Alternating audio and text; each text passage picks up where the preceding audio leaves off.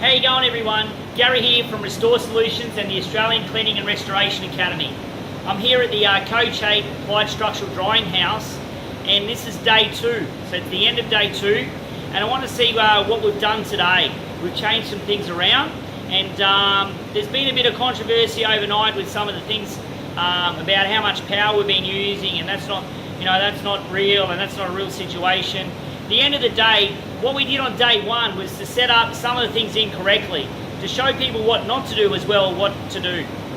So I'm going to show you what we did to rectify that situation.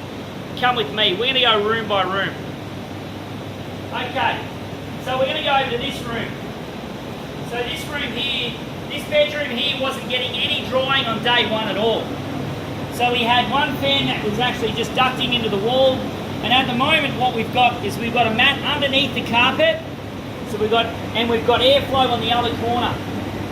Also what we've got in here is a heater pipe, and we've got an actual room intake. So we've got a Drymatic 2 in here as well. So from the mats that's heating this wall, we've also got injection in the wall as well. So we've got pipes, black pipes coming out of the actual Drymatic mat itself. So if this was a normal job, I would have probably done this and actually plastic these 2 doors off, right? If I plastic these 2 doors off here, I would have put a zipper in here, and I would have made this one chamber have dehumidifiers and fans. And then what I would have done is, after at least a day or 2 days after I've dried carpet, I would have thought, do I need to start to target dry any of the areas?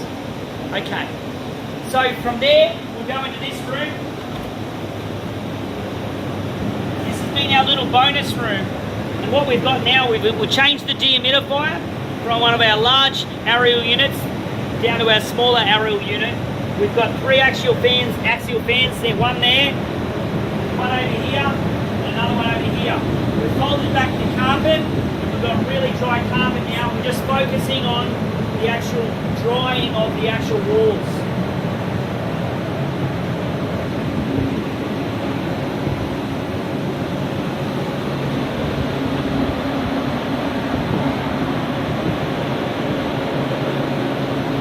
So we're assisting with the temperature control with the air conditioning unit. Okay.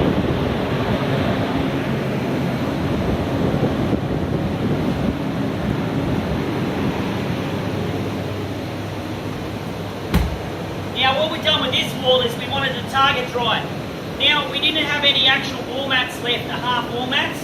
So what we've done is we target dried with the floor and wall mats. So these mats are the half size mats, the half-metre mats, the 1 by half and the 2 by half, and directing energy onto that wall. So at the moment we're directing 1 kilowatt of energy onto that wall.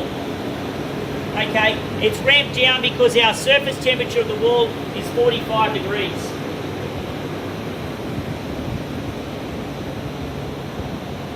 Our Drymatic set up over here. We're actually down to now 36% relative humidity and 45 degrees, a lot different from yesterday. Over here we're target drying one section now that's affected with our 2 by half metre wall mat, and we're putting in 1 kilowatt of energy because, again, the actual boost is starting to ramp down the power. They're starting to ramp down the power, and it's 46 degrees coming out. So this wall's nice and warm. In underneath the house, let's have a look. Okay, let's have a look inside the house. So what we've done here is we've got, over there on the right hand side, we've now got our exhaust going out. Before we were running the house under negative pressure, now we're running it under neutral pressure. And over here, we've got both of our wide pieces. One we're sucking the air from one side, and one we're exhausting it from the other. On the other side of this wall, we've segregated the areas, so we're actually exhausting into one area and pulling the fresh dry air from the other area. We've got some air maxes in there assisting with target drying the subfloor area, a Drymatic in there controlling, and also around the corner a boost and a four-port targeting dry air underneath the stairs and a couple of areas that are affected. It's looking really good under there.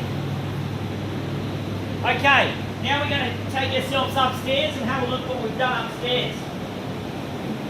So, upstairs, it's pretty much stayed the same here on our top level. We've got our mats, okay, we've got our boost, but what we've found is they're ramping down the power. So yesterday we were over 110 amps of power. Today we're going to be, you know, we've designed to take 80 amps, but none of these machines are at full power. So I presume we're going to be under 70 amps of power that we're actually pulling, maybe even less. Okay, so maybe down to 60 amps of power that we're pulling. So we've got the mats targeting the areas.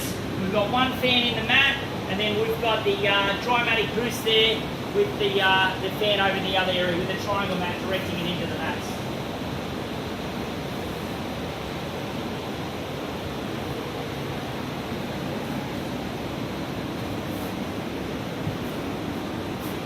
What we've done here is a little bit different.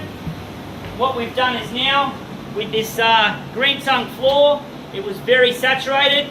And what we did is, when we had the mat in here yesterday, we found that the carpet and underlay was dry, but the other section wasn't. So, what we've now done is we've directed a heat pipe in here from the Drymatic, and what we've done is now we've tented underneath here. By tenting underneath here, just like this, what we've done is we're allowing airflow underneath. So I presume this is going to be pretty good tomorrow. We're concentrating the area underneath the bathroom from down underneath the house.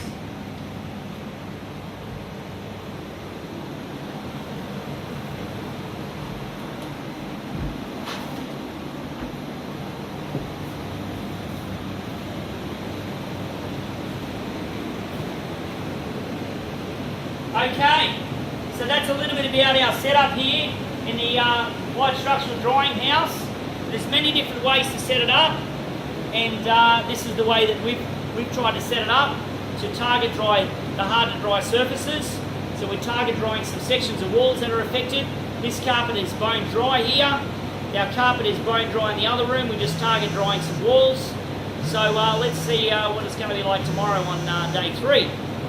So thanks very much for having a look at our video about the Applied Structural Drying training with Australian Cleaning Restoration Academy. Thanks very much, guys.